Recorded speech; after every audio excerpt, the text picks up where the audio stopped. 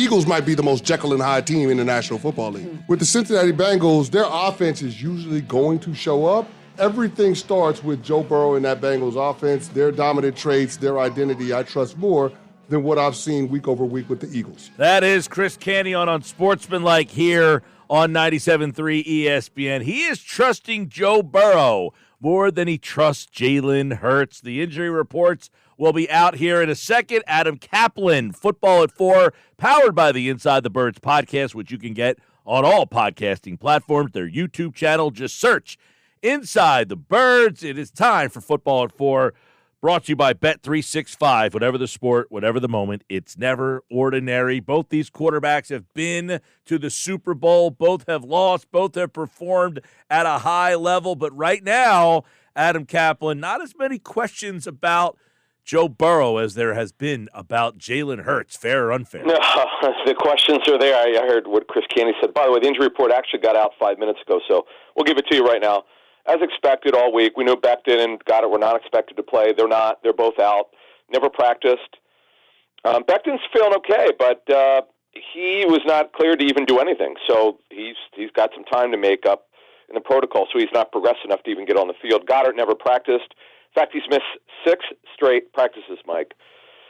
I'll say this much. The Eagles did not place him on IR, at least to this point, and they have till tomorrow for this week's game. So they clearly thought he would come back within 4 weeks.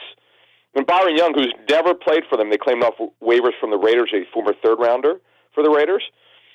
He has a hamstring injury, so he doesn't really matter because he never plays, but he is out. So everyone else has been cleared to play, Mike, on their 53. So it's really now, Mike, by the way, and I'm sure you're aware of this, T. Higgins, this is a surprise. He's had significant hamstring problems the last 2 years, hamstring quad area. For someone like myself who knows more about that stuff than I'd like to, being that I play so much tennis, I've injured both my quads and hamstrings before. It's hard to run when your quads are bad. So we don't know. It's never good when it pops up on Friday. He didn't finish practice, so we don't know if it's precautionary or not. We don't know a lot about it. The list of him is questionable. So Princeton's Andre Ishivis would be this starter, and he's a big guy. He's like around 6'3", pretty good athlete, had a great training camp. He wound up winning the number 3 job over Trent Irwin. Trent Irwin had been their 3 for a couple of years, so this absolutely is a factor. He's a big guy too, but you know the size. If you look at the Giants, right, Mike, their receivers versus the Bengals, they're much bigger here, so the challenge is going to be greater. Yeah, and I'll ask you this question, Adam: is losing T. Higgins? If he doesn't play, he's listed as questionable. But if he did not play, is that the kind of loss that maybe changes the dynamics of the outcome of this game? It does, because, Mike, they don't use the tight ends, really. Drew Sample, who was severely overdrafted in 2019, you don't draft wide tight ends, which are inline tight ends in the second round. They did. They should. Like when he was drafted in the second round, he's number 89. You'll see him on Sunday. He'll be on the field a lot as an inline blocker. I texted so many people who had like a 5th or 6th round grade on the guy. They were shocked that he went that high. But look, they did sign him to a new deal. But he only blocks. Eric All is a pretty good athlete who's a 4th rounder of Iowa. He had a severe knee injury. That's why he dropped in draft. And Mike Gesicki, who's a journeyman tight end, pretty good athlete who got off to a good start but has been very quiet. They will play 2 tight ends, Mike. They will use 12 personnel. They will use 11 personnel. They go back and forth. But the guy to watch is Jamar Chase. He's a phenomenal football player. He's built kind of like A.J. Brown. He's super explosive and strong. You know, he had the crazy hold-in, and that's why their offense got off to a terrible start. And against New England, of all teams, Mike, their offense was pitiful. But Burrow's been in a roll since then. And he is not only a top 5 quarterback. You know, you and I maybe one day will rank the 32 starters. Maybe we'll do that someday, and we'll go through our lists. The bottom line is, Mike, when you look at it, this is a phenomenal quarterback who's super aggressive throwing the football. Now, if he doesn't have T. Higgins, that is a problem. That's a problem because there's a downgrade to Ishivis. There's no question about it. Yeah, and the one thing for them, too, is their offensive line. Let's get into that a little bit here. Yeah. Because the Eagles, it was asked the other day to Vic Fangio, they have 13 sacks in 2 games after not doing a very good job. This is another game where they should be able to get to the quarterback, but Burrow is very good at getting it out. He's only got 2 interceptions, 14 touchdowns. So what gives? Yeah, a couple things. Now, Orlando Brown, this is interesting. He was cleared today. He will start at left tackle unless something happens in pregame warm-ups. We talked about this on Inside the Birds all week. Cody Ford, not a left tackle, but they were going to play him there. Had Brown not been cleared, he is cleared. So here's the thing with Burrow. When he takes sacks, it's because he wants to extend the play. He will do that. If he will roll to his right. He's a pretty good athlete. You saw that rushing touchdown he had against the Giants. He will run. So he's more of a scrambler, but he's got great arm strength. One of the most aggressive throwers in the National Football League. So you got to worry about him. He also will get the ball out quickly, but he also will he throws 9 rounds downfield, particularly to Jamar Chase. So you got to be ready for that, Mike. Now, the Eagles pressed a little bit last week. Will they do that this week? Harder matchups. The Eagles are a zone defense anyway. They did some zone press last week. We'll see if they do that this week. That to me is a big challenge here. As Greg Cosell threw out, and I saw some of our followers noticed that Greg said at the end of the Inside the Tape show, which we dropped yesterday, and we appreciate the support. A ton of people of our YouTube numbers are massive. People like watching that show. We drop coaching tape on there. Greg did say at the end of it, look, they're going to go after the guys who are going to have the bullet, sort of like the target on their back, are going to be Mitchell and Slay. Those guys have to hold up. They've been really good lately, Mike, but this matchup is much harder, especially if Higgins plays. Now, that would help them on your question. It obviously would change things. And by the way, the Bengals are a 2.5-point favorite. How about that?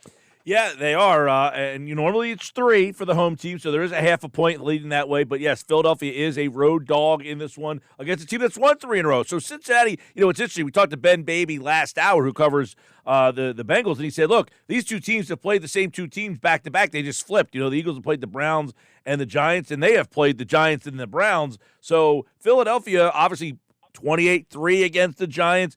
Cincinnati really struggled in that game against the Giants, 17-7. So their offense isn't just a guarantee they're going to come out there and throw the ball and get a lot of yards and points against you. So this will be an interesting litmus test for.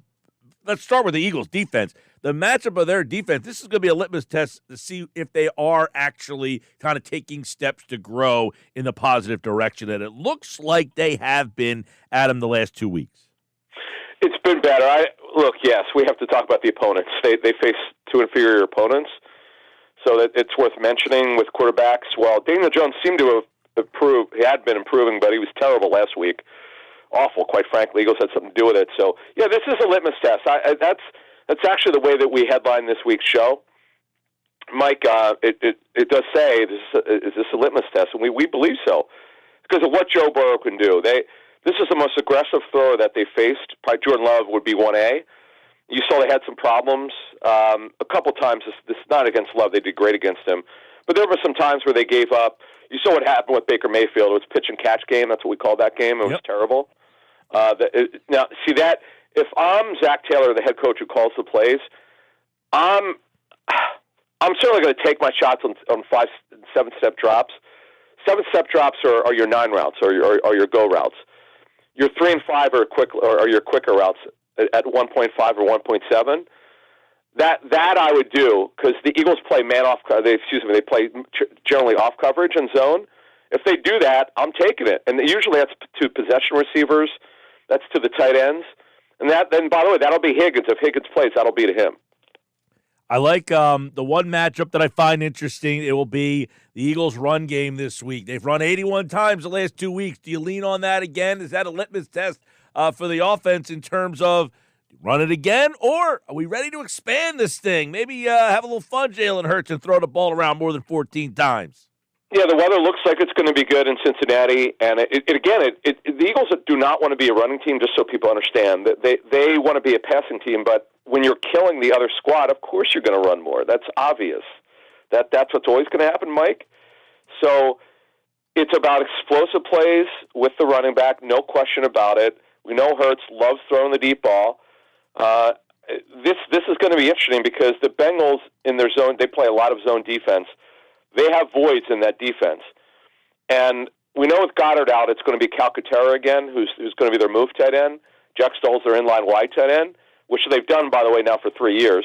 That's when Dallas has been out and he seems to miss time each year, that's going to come. Now, the thing is, when they run those mesh routes, which we outlined with Cosell when we dropped that show yesterday, Jalen's got to throw the football. He's got to throw the football when it's open in the intermediate area.